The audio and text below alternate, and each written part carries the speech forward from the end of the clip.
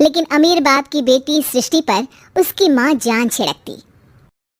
मेरी बेटी कितनी प्यारी है, भगवान सबको सृष्टि जैसी बेटी दे। सृष्टि धीरे धीरे बड़ी होती है।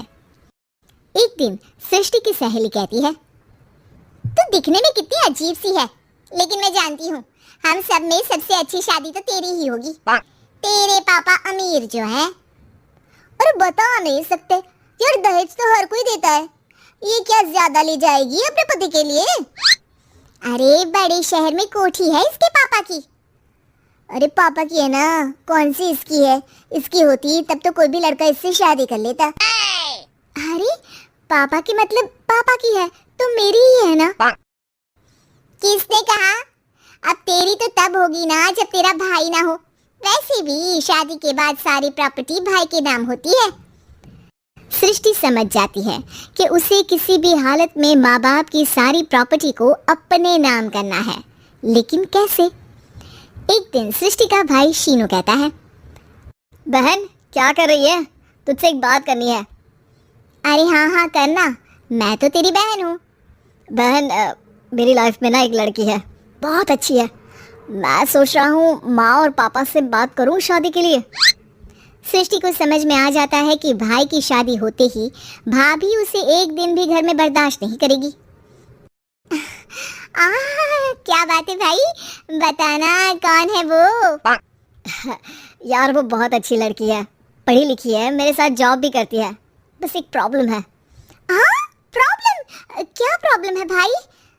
यार वो शादीशुदा है, लेकिन उसके पति ने उसे सिर्फ इसलिए छोड़ दिया क्योंकि उसके माँ बाप दहेज नहीं दे पाए।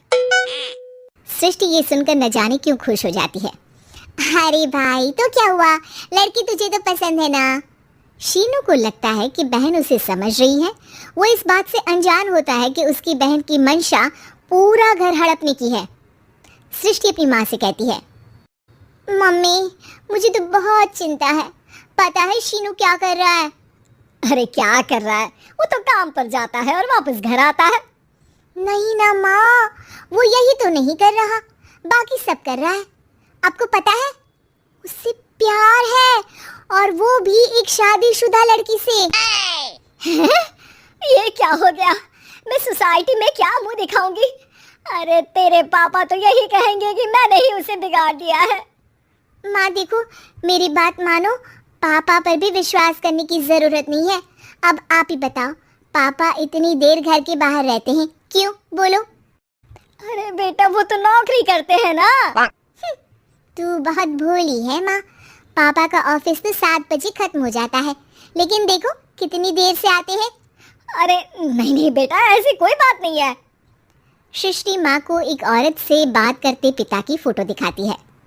देखो माँ कैसे हैं पापा, मैं ना कहती थी कि पापा सही नहीं है। मैं तेरे पापा से बात करूंगी, दे फोटो मुझे। ओ माँ वो तो डिलीट हो गई। लेकिन चल तूने तो देख लिया ना, पापा से बाद में बात कर लेना, और हाँ मेरा नाम बिल्कुल मत लेना। हाँ माँ। अब क्या था, सृष्टि की माँ और पिता के बीच झगड़ा होना शुरू हो जाता है। सृष्टि के मन में क्या चल रहा था कोई नहीं जानता था। एक दिन, माँ सृष्टि के लिए एक लड़का देखा है, वो लोग शाम को उसे देखने आने वाले हैं। और हाँ माँ एक खुशखबरी, मैं और पापा मिलकर एक नया बिजनेस ट्राई कर रहे हैं। शाम को लड़का आता है, सांवले रंग का। सृष्टि को तो बिल्कुल भी पसंद नहीं आता। लड़की की माँ कहती है, लड़की का चेहरा तो कोई खास नहीं, लेकिन अगर मेरे बेटे को आप लोग सेटल कर दें तो मैं उसकी शादी आपकी बेटी से करवा दूं। सृष्टि को लड़का बिल्कुल पसंद नहीं था। उसे भाई पर गुस्सा आ जाता है। लड़के वालों के जाने के बाद कहती है, माँ देखा शीनू मेरे लिए कैसा लड़का लेकर आया, न दिखाने लायक न सुनने लायक, सेटल भी नहीं, वो भी हम करे। अरे माँ मैं जानती हूँ ये मेरी शादी किसी भी घर में क्यों करवाना चाहता है। अरे कैसी बात कर रही है बहन, तूने तो देखा ना, लड़के को मैंने ही मना कर दिया तुझसे शादी के लिए। जिसने लड़का बताया था उसने उसकी बहुत तारीफ की थी। बात आई गई हो जाती है, लेकिन सृष्टि का मन शांत नहीं होता। क्या करूं कुछ समझ में नहीं आ रहा। मेरी शादी हो गई तो ये लोग पूरी प्रॉपर्टी शीनू के नाम कर देंगे, मेरे हाथ तो कुछ लगेगा ही नहीं। तभी सृष्टि को आइडिया आता है। वो किसी वकील को फोन करती है। जी देखिए, अगर आपके मम्मी पापा का तलाक हो जाता है तो आपके पिता की आधी प्रॉपर्टी आपकी माँ के नाम हो जाएगी, फिर उसे वो किसी को भी दे सकती है। सृष्टि अब माँ को बेटे के खिलाफ भरती है। माँ, शीनू पर नजर रखा करो, वो जिस लड़के के प्यार में है ना वो शादीशुदा है। यहाँ आएगी, सारा पैसा रुपया जमीन जायदाद सब हड़प लेगी। पापा का भी हाल तुमसे छुपा नहीं है। ऐसा ना हो कि मैं और आप एक दिन सड़क पर भीख मांगे। हे भगवान, मैं तो जीते जी मर जाऊंगी अगर ऐसा हो गया तो। ऐसा हो गया नहीं माँ, ऐसा ही होगा। अभी समय है, आगे का सोच लो।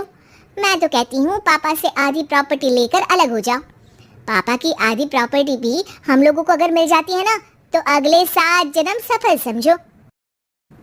बेचारी माँ बेटी के कहने पर पति से तलाक लेकर अलग हो जाती है।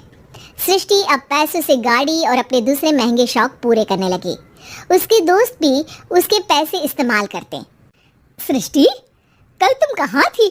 मैं सारा दिन घर पर अकेली थी। तो मैं क्या करूं? मैंने ठेका तो नहीं लिया है ना तुम्हें संभालने का। माँ को सृष्टि से ये उम्मीद नहीं थी।